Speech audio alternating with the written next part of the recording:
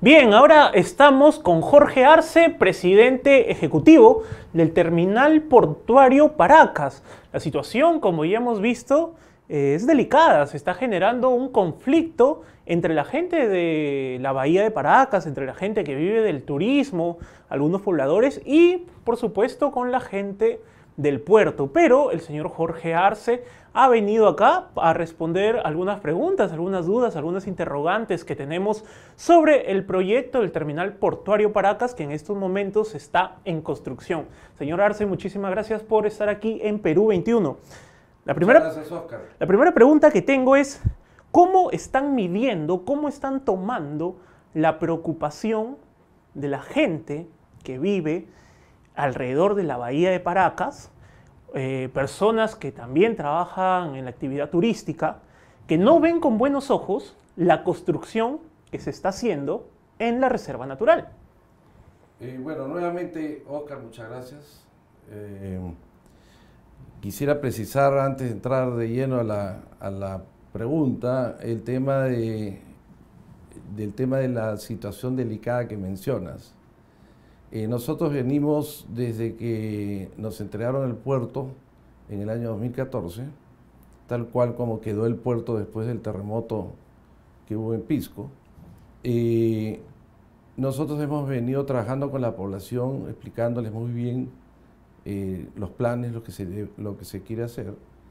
Y no solo nosotros, sino lo hemos hecho con otras empresas terceras, explicando todo con mucha claridad. Y gran parte de la población está no solo de acuerdo con el puerto, sino que interactúa con el puerto inclusive en tema de turismo, ¿no? Porque hemos abierto el puerto versus lo que hacía ENAPO, que cobraba por ejemplo, a los promotores o operadores del turismo o a los que trabajan, hacen algún tipo de artesanía, les cobraba el ingreso. Nosotros, al contrario, no solo no cobramos, sino les facilitamos, y cuando el puerto esté listo, van a ver las instalaciones que van a tener, que hoy día no tienen, hoy están con el sol encima, usted, ¿no? usted dice que es un porcentaje menor, pero nosotros cuando hemos estado en Paracas, hemos visto que son varias asociaciones que se han unido, ¿no? Sí, se unen, pero las que apoyan y quieren el puerto, y quieren, es más, que se acabe ya la construcción, porque quieren que el puerto esté operando, es un número mucho más grande, y cualquier compañía de las que abundan en el país, serias, encuestadoras, lo pueden medir y lo pueden ver. O sea, no porque lo diga yo, ¿no? Pero siempre todo proyecto en todos los países, capaz más en el nuestro, pero en todos los países siempre hay alguien que se opone y tiene todo el derecho a oponerse. Bueno, en este caso... Sea un proyecto de algo, una reserva o no, ¿no? En este caso hay una preocupación especial, podría decirse, porque el proyecto se está desarrollando, la construcción se viene haciendo en una zona muy querida por muchos peruanos, por la mayoría gente que vive en Lima, por la cercanía se va a Paracas, porque Paracas es un lugar tranquilo, es un lugar donde puedes pasear en bicicleta, tranquilo, por la bahía, por la carretera que te lleva a las playas de la reserva. Sin embargo, lo que ha venido generando el problema es que muchos camiones también están usando esa vía, muchos camiones que van al puerto están usando esa vía en donde van bicicletas, van buggies y un montón de gente. Y la preocupación es esa, una sola vía para camiones. Déjame contarte. Muy buen punto y te doy la razón. Tenemos una joya ahí. Hoy en día Paracas tiene, después de Machu Picchu, es el centro turístico más importante del país y creciendo, es decir, no está estático, está creciendo. Pero sí, te cuento, el puerto ha venido generando, existe desde antes la reserva, y ENAPO manejaba, o generaba, mejor dicho, un número de camiones al día de más o menos entre 140 y 160 camiones diarios. Como nosotros todavía estamos construyendo el puerto y no podemos todavía operarlo con grúas y con herramientas, estamos en el mismo promedio. Y si bien cuando esto se concesionó, no se incluyó ninguna obligación de hacer una carretera nueva, nuestros accionistas, que tienen un sentido ambiental muy, muy importante, manejan una serie de parques naturales en otros países, dijeron, oye, hay que promover tener una carretera alterna, porque vimos que las carreteras, que ya no son carreteras, que llevan al puerto, inclusive al aeropuerto, a Pisco, son ya avenidas, ¿no? Entonces estuvimos con otras empresas privadas impulsando el que se pueda construir en obras por impuestos una carretera alterna, alejada de la población, de la zona turística, de manera que el que quiere turistear tendría una vía, por decirlo así, totalmente separada de la parte industrial del puerto, ¿no? Pero el problema es, ok, si se hace una vía alterna, de todas maneras esta vía va a tener que penetrar la reserva natural, la reserva nacional de Paracas. Pero permíteme acabar un tema, ¿no? El gobierno central ha decidido hacer la carretera en lugar de que la haga el sector privado, ¿no? Entonces, ya eso está en marcha. ¿Y les han dado un plazo? No, nosotros no podemos ponerle plazo al Estado, ¿no? No, pero les han dicho ellos, el Estado les ha dicho a ustedes, oye, lo tenemos para 2021, 2022. No, ya, es decir, ya ellos han iniciado con el CERNAM oficialmente para ver todo el tema del expediente técnico que tienen que desarrollar. El expediente técnico incluye no solo trazos, sino incluye especificaciones, dónde se junta con la Panamericana, o sea, todos esos detalles que hay que ver con una carretera, ¿no? Yo no soy experto haciendo carreteras, pero no es un tema que se hace así de la noche a la mañana, ¿no? Ah, no, claro. Pero ese es un tema que ya arrancaron y que después de que definan la parte inicial de trazos, los detalles del expediente técnico, tendrán que presentar también su huella, ¿no? ¿Y con esto usted cree que se va a acabar la preocupación de la gente? Sí, porque lo que el Estado quiere hacer es que esa carretera no esté en la zona poblacional, en la población y en la parte hotelera, es donde están los turistas, ¿no? Ahora, la carretera, sea cual sea el trazo que se haga, la última porción siempre va a agarrar un pedazo de la carretera que ya entra al puerto. Mire, nosotros tenemos un mapa de más o menos la propuesta que tiene, lo tenemos en pantalla, la propuesta que tiene el Ministerio de Transportes, y lo hemos estado viendo que de todas maneras ese trazo va a entrar a la reserva. Hay un lugar importante para la gente de Paracas que se llama El Sequión, que es un sitio donde anidan las aves, que está muy cerca de la carretera, y de todas maneras con el trazo nuevo va a pasar por ahí, muy cerca, a poquitos metros del Sequión. Ok, quisiera completar la otra pregunta y luego te respondo el Sequión. En toda reserva, en el Perú y en el mundo, siempre en toda reserva hay puntos donde hacer una carretera o trazar una línea que lleve agua, una tubería de agua o luz eléctrica, siempre hay puntos donde se construye cualquier tema que se necesita por el ser humano que no afecte a la reserva, es decir, a ningún animal, a ninguna planta, o si hay algo cultural, es decir, restos arqueológicos, ¿no? O sea que eso lo va a considerar el Estado como el sector privado lo haría si fuéramos nosotros como empresas privadas desarrollando una obra por impuesto. Así que eso no hay que preocuparse, ¿no? Ahora, relativo a, por ejemplo, el Sequión, el Gaviotín. Hemos presentado, nosotros por nuestra actividad portuaria, y así lo hará el Estado con la carretera, todo un plan de manejo del Gaviotín. Y tenemos muy de cerca una experiencia muy positiva en Chile. En Chile, el puerto de Mejillones, que no es solo el puerto, hay siderúrgica, hay industrias, es una actividad mucho más grande de la que nosotros tenemos acá, con el Gaviotín, igualito, el mismo Gaviotín que migra desde Ecuador hasta Chile. Y va entre los tres países hay población de Gaviotín.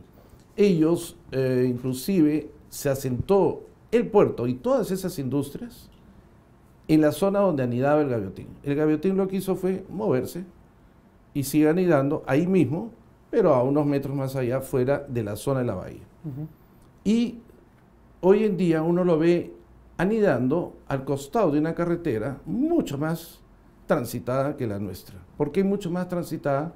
Porque es la zona de salida de la ciudad de Mejillones y conecta con poblados más al norte de Mejillones. O sea, no solo lleva al puerto y a todas esas industrias, ¿no?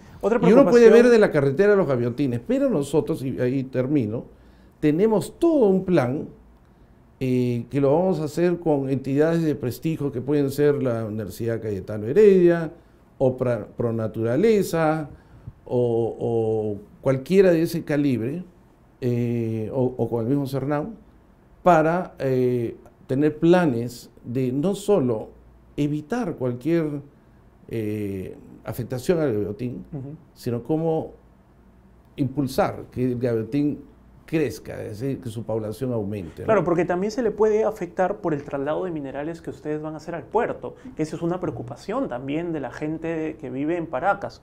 El contrato, y quiero preguntarle, ¿el contrato les permite a ustedes recibir concentrado de cobre, zinc y plomo? El contrato de concesión vinculante incluye los 3 minerales que ustedes mencionan. Nosotros no vamos a manejar plomo. Y hay varias razones por las cuales no vamos a manejar plomo. Primero, son negocios diferentes, 1. 2, el plomo sí es un mineral contaminante de difícil manejo, que no ocurre lo mismo con el cobre y con el zinc. Además, y en esto hemos tenido mucho cuidado, contratamos a la compañía Ausenco, que es una multinacional especializada y muy conocida, para que nos desarrolle y nos defina cuál método de manejo de concentrados es el ideal para que no contamine, que es el objetivo acá para estar al costado de una reserva, ¿no? Y decidimos o nos recomendaron una metodología que es hermética. Desde que recibimos los camiones de las minas, que contratan a sus compañías de transporte, es un camión que le llaman en la jerga común bombonas. Son herméticos, Totalmente, cerrados, el camión es hermético. totalmente cerrados, lacrados. Quiere decir que si el camión se voltea, no se sale nada. Pero si se ¿Y saliera... en dónde podemos ver ese modelo acá en el país? En varios sitios, hay un montón de minas que lo usan. Si quieren yo les puedo alcanzar, le pido a mi gente que me ¿En puertos digan... también que van a No, nosotros somos los primeros que estamos trayendo este método. Y no es solo el camión, sino que el camión llega al puerto y va a entrar a un almacén que es hermético, con presión negativa. Se abre una puerta, entra el camión adentro del almacén totalmente, se cierra la puerta y se abre la otra. Y ese camión es lavado antes de salir internamente en el almacén, y esa agua no se va a mezclar con el resto del agua del puerto. ¿Por qué? Porque si quedara algo en las ruedas de concentrado, ese mineral o ese concentrado vale plata. Entonces se deja descansar el agua, como el proceso de la sal, ¿ok? Y se separa el concentrado para secarlo y devolverlo a la y entonces los vientos fuertes que hay en Paracas no van a levantar ese polvo. Y no solo eso, ir a la bahía. no lo van a levantar, sino no solo eso, sino que cuando se embarque, va a salir en unos containers que le llaman rotainers. El container se pone en un camión plataforma, se va al costado del buque, la grúa lo levanta y lo lleva a la boca de la bodega y se mete a la bodega.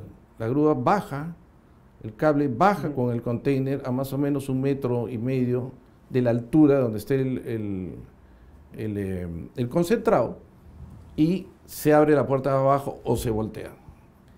El concentrado va a estar húmedo, como si fuera barro, no es polvo. Y por eso no se va a levantar. Y por eso no se va a levantar. Y además, como el concentrado es muy denso, la bodega no se puede llenar. Las bodegas normalmente tienen entre 16 y 18 metros de altura, la mayoría. Y al buque más grande, más alto todavía. Entonces no hay polvo, pero encima le vamos a poner como una argolla con unos spreaders que son unos cañones de agua con aire comprimido, para que cualquier riesgo, por más 0.00... Porque siempre hay riesgo. ¿O es al 100%? La vida, toda la vida es riesgosa, ¿no? Es la probabilidad que un avión se caiga es más baja que la de un auto, pues se cae, ¿no? O que un container se caiga al mar. Nunca ha sucedido, pero nadie dice que no pueda suceder el día de mañana, ¿no? ¿Qué mensaje le puede dar a la población de Paracas? Que esté tranquila, y el ejemplo de esta tranquilidad es el dragado.